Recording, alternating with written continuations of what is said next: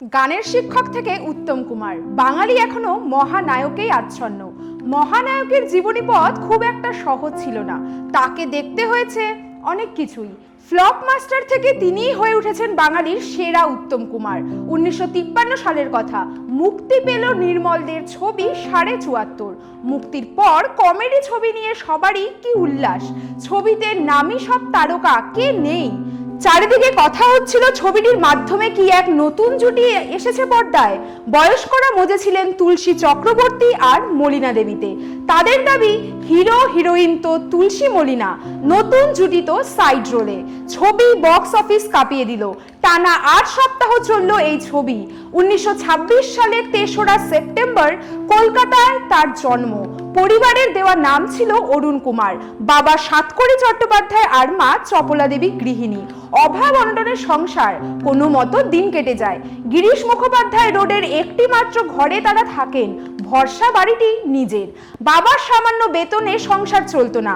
উপায় না দেখে উপার্জনের পথে নামলেন বাড়ির বড় ছেলে অরুণ।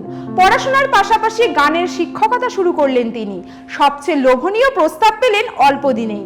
গান শেখাতে হবে গাঙ্গুলি বাড়ির মেয়ে গৌরী দেবীকে। বেতনও বেশ ভালো, মাসে 75 টাকা। আগেই চেনা জানা হলেও শিক্ষকতা করতে গিয়ে কাছে এলেন উত্তম গৌরী।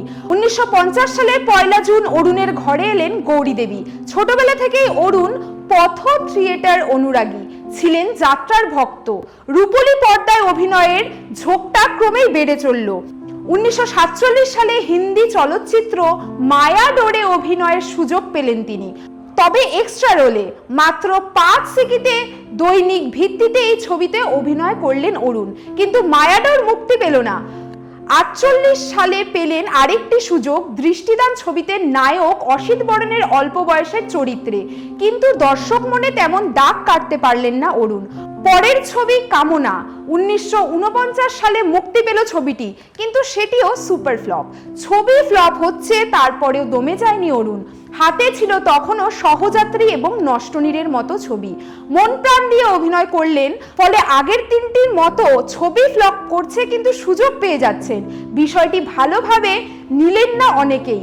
আড়ালে আবডালে তাকে নিয়ে মজা করা শুরু হলো। তার নাম দেওয়া হলো ফ্লপ মাস্টার জেনারেল।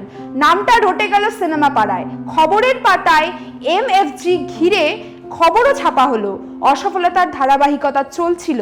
এর মধ্যে সরোজ মুখোপাধ্যায়ের মর্যাদা ছবিতে নায়ক হলেন, তবে পরিচালকের সঙ্গে প্রতিশ্রুতি অনুযায়ী নাম পাল্টেন হলেন অরূপ কুমার। তাতেও কাজ হলো না। সহযাত্রী ছবিতে অভিনয় করছিলেন বিখ্যাত অভিনেতা পাহাড়ি সান্যালের সঙ্গে। শুটিংয়ের ফাঁকে আড্ডায় পাহাড়ি সান্যাল হঠাৎ বলে বসলেন, তুমি অরুণ নয় হে, তুমি যে উত্তম কুমার। তার পরামর্শে নাম পাল্টে হয়ে গেলেন উত্তম কুমার।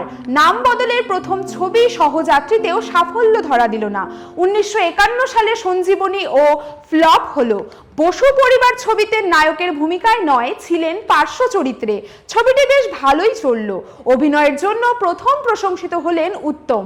74.5 জোয়ারের ঢেউ গিয়ে পড়ল পরের বছর। 1954 সালে মুক্তি পেল উত্তম অভিনীত 14টি ছবি, তার মধ্যে 7টি সুচিত্রার সঙ্গে জুটি বেঁধে। দৃষ্টিদান দিয়ে শুরু করে 1980 সাল পর্যন্ত 33 বছরের বাংলা হিন্দি মিলিয়ে মোট 250 ছবিতে অভিনয় করেছেন উত্তম। প্রথম ছবিতে মায়া মুখোপাধ্যায়, সর্বশেষ ওগো বধূ সুন্দরীতে মৌসুমী চট্টোপাধ্যায় সহ সর্বমোট 46 জন তার নায়িকা হয়েছেন।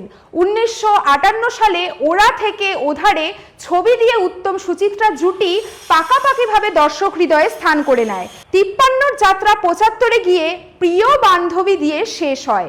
22 বছরের মুক্তি পেয়েছে উত্তম সুচিত্রা জুটি সর্বমোট 31টি ছবি, কিন্তু রূপালী পর্দার বাইরে কেমন ছিল তাদের সম্পর্ক?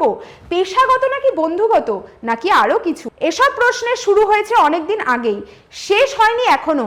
সুচিত্রা সেনের জীবনের শেষ ছবি হতে পারত উত্তমের সঙ্গে, এমনকি উত্তমেরও, কিন্তু কি যে হয়েছিল 1962 সালের পর তারা একসঙ্গে ছবি করা কমিয়ে দেন। সুচিত্রা কেনই বা সিনেমা জগৎ ছেড়ে চলে গেলেন, তাও এক চিরকালীন রহস্য হয়েই রয়ে গেল। গৌরী দেবীকে ছেড়ে 1963 সাল থেকে 1980 সালে মৃত্যুর আগে পর্যন্ত তিনি সুপ্রিয়া দেবীর সঙ্গেই ছিলেন। আজ এইটুকুই, দেখা হবে পরবর্তীতে। ধন্যবাদ।